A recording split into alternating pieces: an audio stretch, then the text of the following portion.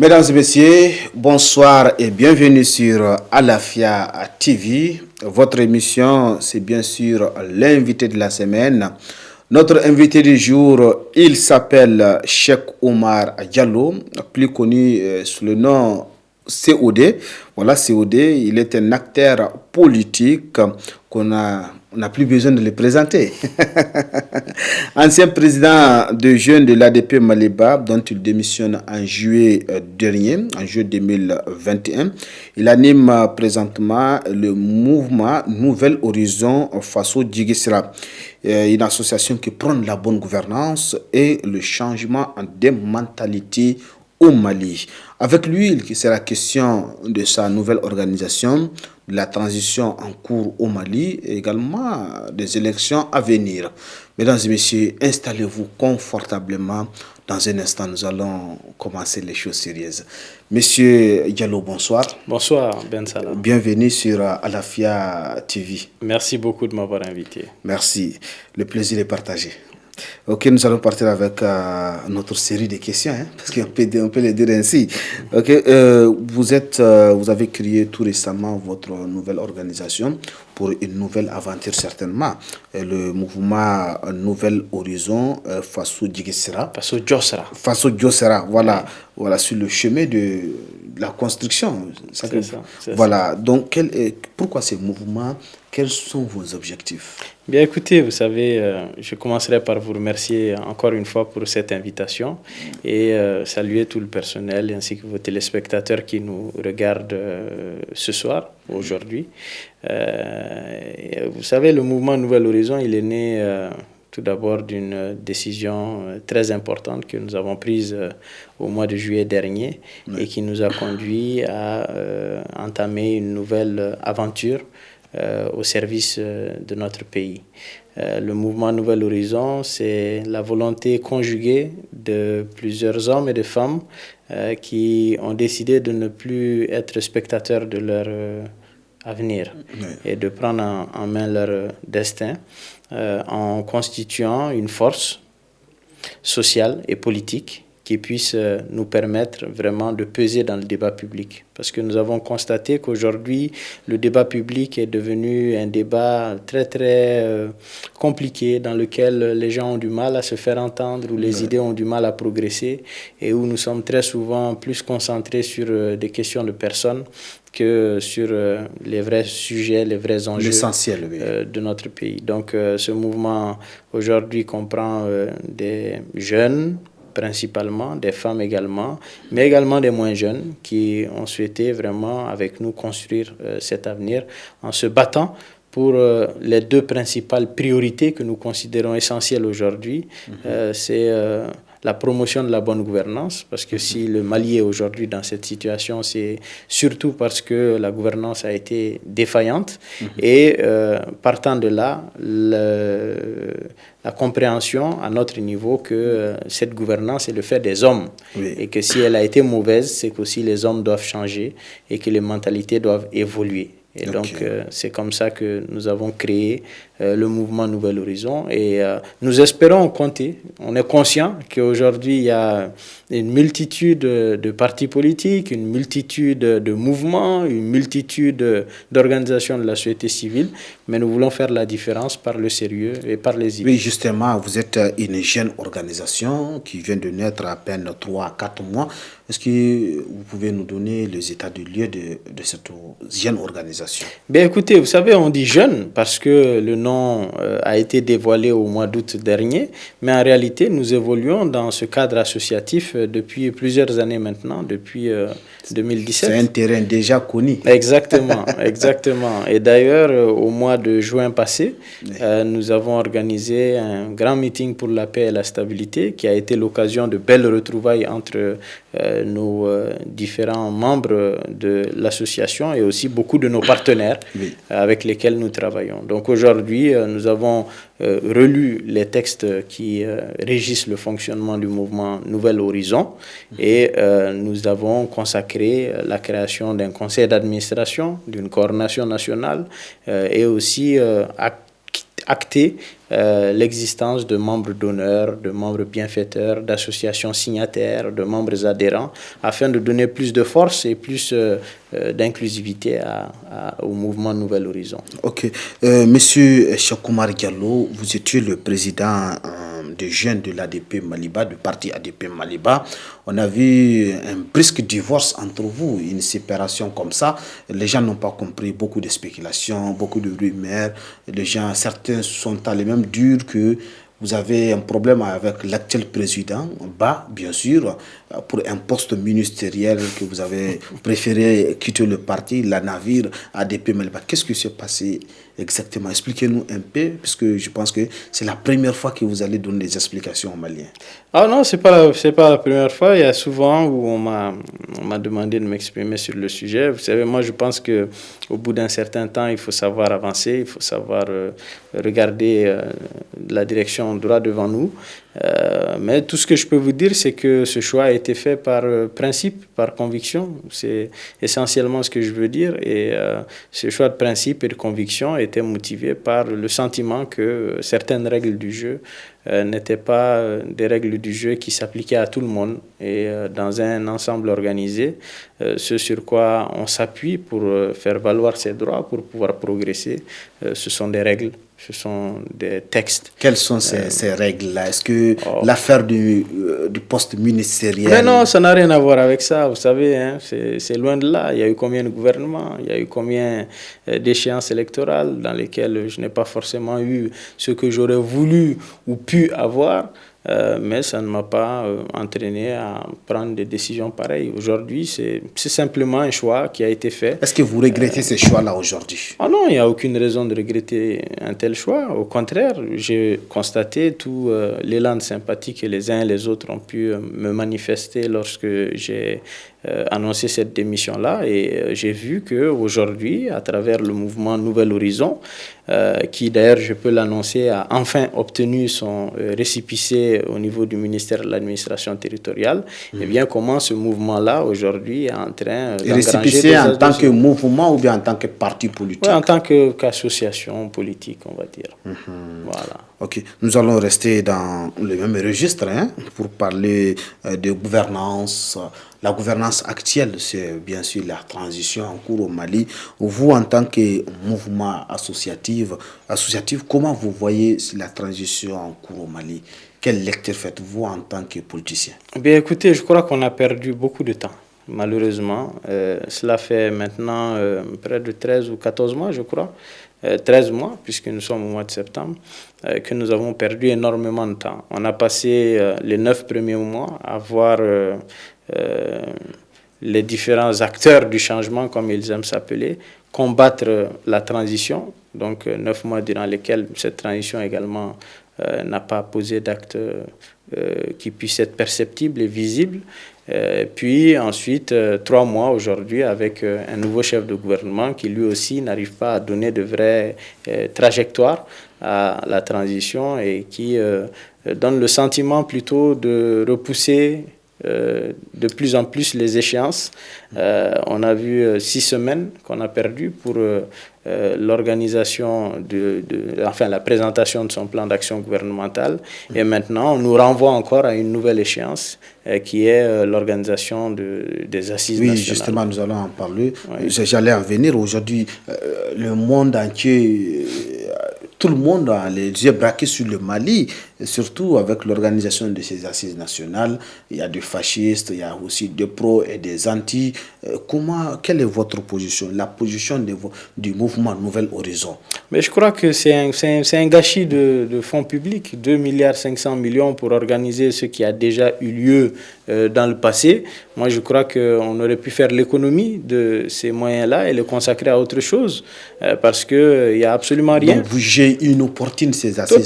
Totalement inopportun, parce que voilà, il y a absolument, je ne vois pas ce qu'on peut dire qui n'a pas déjà été dit, et je ne vois pas exactement ce qui peut être rajouté au débat public, mis à part un sujet qui peut être discuté ailleurs que dans ces assises nationales et qui ne nécessitent pas 2 milliards. Je veux parler de la conduite même de la transition par rapport au calendrier électoral qui doit venir et par rapport à la durée de la transition. Ce sont les seuls 2 débats qui aujourd'hui sont les plus importants.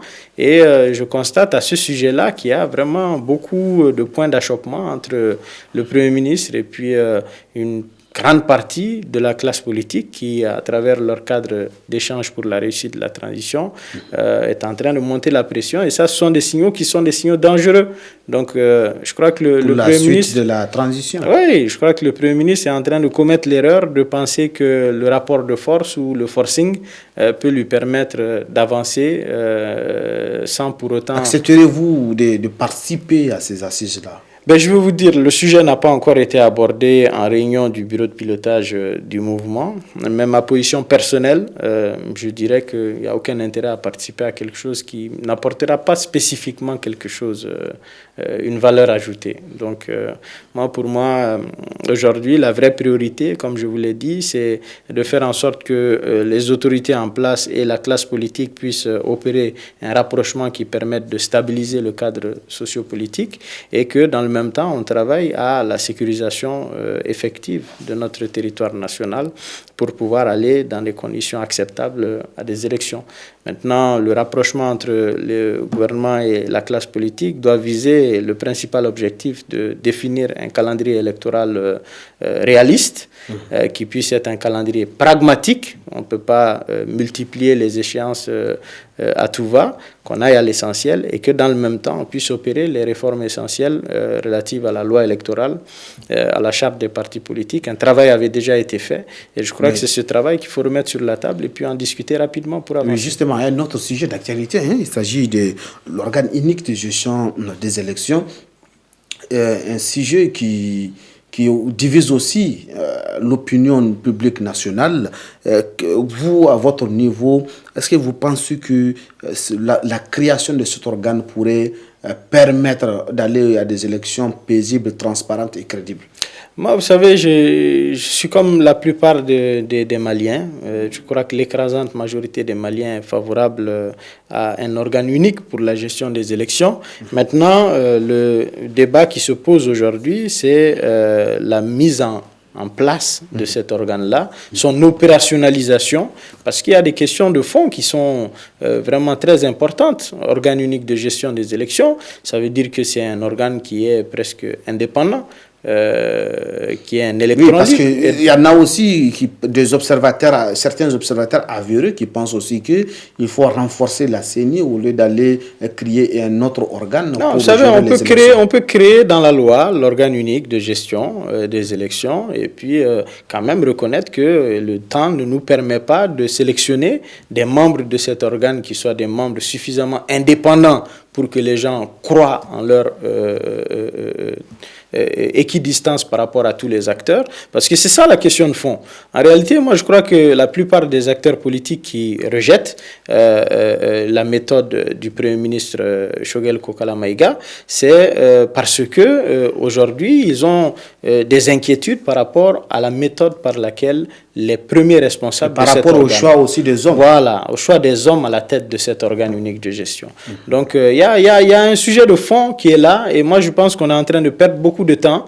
Il faut qu'on avance, qu'on aille à l'essentiel parce que le temps est... Vous pensez qu'il n'y a pas un véritable dialogue entre le gouvernement actuel et la classe politique ainsi que la société civile? Je crois qu'il y a eu en réalité des erreurs de langage qui ont braqué les uns contre les autres. Okay. Le Premier ministre, dès son entrée en fonction, a commencé à parler de force du changement, à catégoriser les Maliens d'une certaine manière. Il a voulu rattraper le coche. Sachant bien que la situation elle est délicate. Elle est très délicate. Donc aujourd'hui, je crois qu'il a beaucoup d'efforts à faire pour vraiment rétablir la confiance avec les acteurs politiques. Parce qu'aujourd'hui, le constat il est clair. Ça ne va pas dans le pays. La situation est extrêmement précaire. Et aujourd'hui, les gens, le Malien, c'est quelqu'un qui encaisse beaucoup, qui accepte beaucoup de choses, mais qui observe aussi avec beaucoup de colère un sentiment d'impuissance. Et ça, je crois que le sentiment d'impuissance se transforme rapidement en un sentiment de défiance. Et je crois que c'est ce qu'il faut éviter si on veut réussir à sortir de cette transition. Donc, vous voulez dire que la transition, elle risque beaucoup aujourd'hui? Oui, mais moi je crois qu'aujourd'hui, c'est surtout au chef du gouvernement de travailler à rassurer les gens, de travailler à arrondir les angles, à rapprocher les uns et les autres, parce que je ne vous le cache pas, hein, au niveau du mouvement Nouvel Horizon, nous avons le sentiment que, bon, en réalité, certains veulent faire cavalier seul et puis aller de l'avant avec comme seul cap de nettoyer la scène politique de tous ceux qui pourraient les déranger et d'organiser ensuite des élections qui...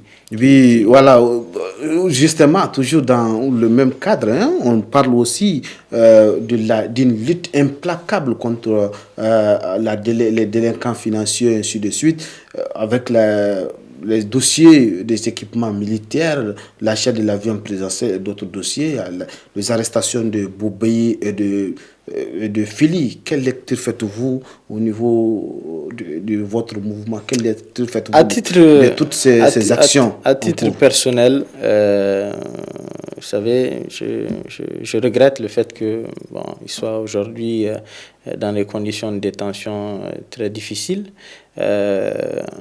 Et à titre politique et professionnel, moi, je ne peux pas m'exprimer sur la question de ce dossier des équipements militaires et de l'avion présidentiel, tout simplement parce que à l'époque des investigations, je travaillais au bureau du vérificateur général et je suis donc tenu par une obligation de réserve pour ne pas tenir des propos qui puissent laisser à une certaine interprétation. Okay. Donc aujourd'hui, ce qui est clair en tout cas, c'est que la lutte contre la corruption, c'est un sujet qui est un sujet extrêmement important pour l'écrasante majorité des Maliens. Chacun attend des résultats dans ce domaine-là et je crois que ce qui est le plus important, c'est de travailler à ce que tout ceci se fasse dans un cadre légal.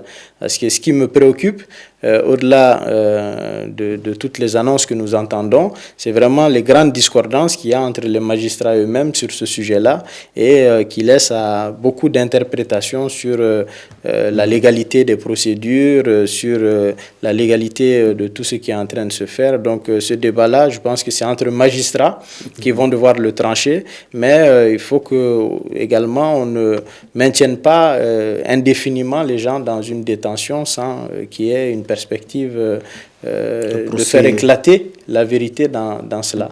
Okay. Donc, voilà, Monsieur Diallo, toujours encore, hein, nous allons continuer avec une autre série de questions.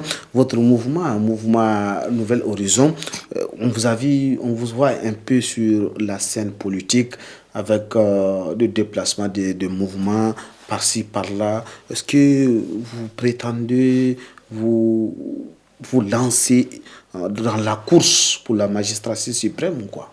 Ce qui est clair, c'est que pour le moment, ce sujet-là n'est pas à l'ordre du jour. Ce qui est à l'ordre du jour, c'est de nous organiser pour peser dans le débat public. Parce qu'il est temps aujourd'hui que nous puissions ramener le débat public vers l'essentiel, qui est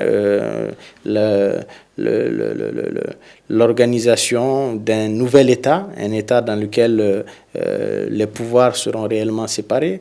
C'est de travailler à mettre en place un système judiciaire qui soit à la hauteur des attentes du citoyen, c'est repenser notre positionnement dans notre environnement géopolitique, c'est travailler à faire en sorte que la question de l'école soit une question qui soit enfin réglée, parce qu'aujourd'hui, l'avenir de notre pays dépend d'une génération bien formée, capable de pouvoir assurer la relève au niveau de l'administration, au niveau du secteur privé, et parlant de secteur privé, aujourd'hui, la priorité, l'autre priorité, je veux dire, c'est de faire en sorte de relancer notre économie et de reposer le développement sur le développement du secteur privé. Mais vous êtes courtisé quand même. Oui, bon, bien sûr, mais vous savez, je ne dirais pas le mot courtisé, mais je dirais tout simplement, nous avons des échanges avec l'ensemble des acteurs politiques et... à défaut de votre candidature, souhaiterez-vous soutenir un parti politique? Comme je vous l'ai dit, pour le moment, ce débat-là, il est trop tôt, d'autant plus qu'aucun parti politique n'a désigné de candidat pour l'élection à venir, d'autant plus qu'il y a une grande incertitude sur la date même du scrutin présidentiel. Donc aujourd'hui, c'est un débat qui est un peu trop tôt pour le moment. Oui, justement, la prolongation de la transition, c'était un autre sujet d'actualité aussi. Est-ce que vous êtes pour ou contre une prolongation de la transition? Je crois que c'est trop simple. Oui, pourquoi? C'est trop simple de dire pour ou contre. Parce que ça nous amène à des antagonismes. Je pense qu'il faut analyser la situation et voir la réalité et la faisabilité de cette élection dans les bons délais. Je crois qu'aujourd'hui, on a encore un peu de temps pour pouvoir travailler à l'organisation de l'élection présidentielle dans le délai de février 2022. Mais quand nous arriverons à la fin octobre sans aucun signal précis, par rapport à l'organisation de cette élection-là, il va falloir qu'on s'asseye et qu'on parle de ce délai. Il faut que ce soit un délai qu'on puisse, dans ce cas-là... Le Premier ministre a annoncé la fois dernière comme quoi l'avenir de la transition va se décider au lors des assises. C'est pour ça que je dis que le Premier ministre fait une erreur fondamentale de toujours vouloir repousser l'échéance à autre chose et de mettre la responsabilité de ce débat-là sur d'autres personnes. C'est à lui de s'assumer dans ses responsabilités et puis de venir nous dire clairement ce qui va se faire. Il a dit en premier lieu qu'il allait organiser l'élection selon le calendrier qui était adopté par le précédent gouvernement et ensuite il a changé de position en nous annonçant que finalement c'est les assises nationales qui vont décider. Assises nationales durant lesquelles l'écrasante majorité des partis politiques, un nombre très important d'organisations de la société civile rejettent tous le format et la participation. Donc moi je crois Il a dit aussi aux diplomates accrédités au Mali qu'il souhaiterait vraiment la prolongation de la transition. Oui, mais vraiment cela veut dire qu'il y a un problème de fond. Je ne peux pas comprendre que le Premier ministre, qui est censé respecter la charte de la transition, respecter tout ceci, soit dans un débat de ce genre-là, sans le tenir avec la classe politique elle-même. Les vrais acteurs. Voilà, avec les vrais acteurs. C'est avec eux qu'il doit parler, et pas avec les diplomates ou quiconque. Et ce débat-là, il n'a pas besoin de se tenir dans de prétendues assises nationales, dont je le rappelle encore une fois, chose que nous rejetons totalement, les conclusions seraient censées s'imposer à tous ceux qui vont prétendre à l'élection présidentielle. Donc, c'est à se demander si il y aura une campagne ou la dictature. Même au-delà de ça, est-ce qu'il y aura même une campagne s'il n'y a pas de programme et que le seul programme c'est celui des assises nationales de la refondation? Comment est-ce qu'on va choisir un candidat? Sur quelle base? Parce qu'il porte un meilleur basin? Parce qu'il est mieux coiffé? Pour quelle raison? Comment est-ce qu'on va choisir quelqu'un si ce sont les assises qui vont définir le programme de tous les candidats et le programme de l'État à venir? Ok, nous allons parler cette fois-ci d'un sujet qui fait la une. Il s'agit de l'arrivée probable des mercenaires russes au Mali. Le sujet flamme la toile aujourd'hui, en ce jour. La France n'est pas d'accord. L'Allemagne a fait un communiqué pour dire qu'elle n'est pas d'accord aussi. D'autres organisations internationales aussi sont dans la même direction. Aujourd'hui, pensez-vous que c'est la solution? Vous savez, je crois que... avec plus de 6 milliards par mois, selon les informations, malgré qu'elles ne sont pas officielles. Je crois que de prime abord, tout responsable qui se respecte accepte le principe qu'on puisse diversifier nos relations et qu'on puisse travailler à vraiment ouvrir la coopération avec tous ceux qui peuvent nous apporter concrètement dans notre crise actuelle. Maintenant, je crois que la méthode par laquelle ceci est en train de se faire, c'est cela qui demande beaucoup plus de transparence. Parce qu'on est en train de s'engager dans un revirement stratégique majeur qui doit nous amener à prendre une position nouvelle dans le pays et pour autant, il n'y a aucun débat dessus. Et ce débat-là, il doit se faire, il doit commencer d'abord au CNT. Une partie de l'avenir du pays se joue ici. Exactement, une partie de l'avenir de notre pays se joue. Et aujourd'hui, la vraie question qui se pose, c'est est-ce qu'on doit faire ce revirement stratégique au détriment de toute cette coalition internationale qui est là. Parce que je vous le rappelle, aujourd'hui, la coalition internationale qui est là, peut-être qu'on peut avoir des questions sur l'efficacité ou les résultats attendus par rapport à cette coalition-là, mais elle représente beaucoup, notamment au nord de notre pays. Je sais que votre télévision est beaucoup regardée dans les régions du nord de notre pays. Et dans celle-ci, la plupart des bases militaires qui sont installées là-bas dépendent du relais logistique qui est organisé depuis Gao et qui doit amener l'eau, la nourriture et tous ces appuis logistiques dans les camps qui sont les camps même maliens. Donc aujourd'hui, si tout ceci se retire et que face au retrait de près de 5000 personnes, on le comble qu'avec presque 1 millier de personnes, moi j'ai beaucoup de questions sur l'avenir parce que cela voudra dire que la sécurisation du nord de notre pays ne pourra plus être assurée par notre armée puisqu'elle n'a pas les moyens logistiques aujourd'hui pour pouvoir maintenir ses positions au nord de notre pays. Et au-delà de ça, elle est engagée dans un processus qui le lie à l'accord pour la paix et la réconciliation issu du processus d'Alger, accord dans lequel beaucoup de ses partenaires qui aujourd'hui sont prêts à plier bagages si on s'engage dans cette direction-là, risquent eux aussi de se désengager de cet accord pour la paix avec toutes les conséquences que ça peut avoir sur notre pays. Monsieur Cheikh Oumar Diallo, merci. Merci. Merci de nous avoir accordé cette interview. Merci à vous. Merci vraiment. Vous êtes chez vous. Les portes sont toujours ouvertes pour vous. Merci beaucoup et c'est un grand plaisir d'avoir été ici aujourd'hui et vraiment je salue encore une fois tous vos téléspectateurs. Je remercie l'ensemble de l'équipe de Alafia TV et je prie encore une fois pour la paix, la stabilité dans notre pays. Inch'Allah. Merci. Merci chers téléspectateurs. C'était là bien sûr votre numéro de l'invité de la semaine. Notre invité était tout simplement Cheikh Oumar Diallo. On l'appelle COD. Il était le président de jeunes de l'ADP Maléba. Il a démissionné en mois d'août 2021. Il dirige aujourd'hui une nouvelle organisation dénommée Mouvement Nouvel Horizon Faso Diossira. Merci à toutes, merci à toutes. J'espère que vous avez pris du plaisir et du goût de l'entretien de ce soir. Merci, au revoir et à la prochaine.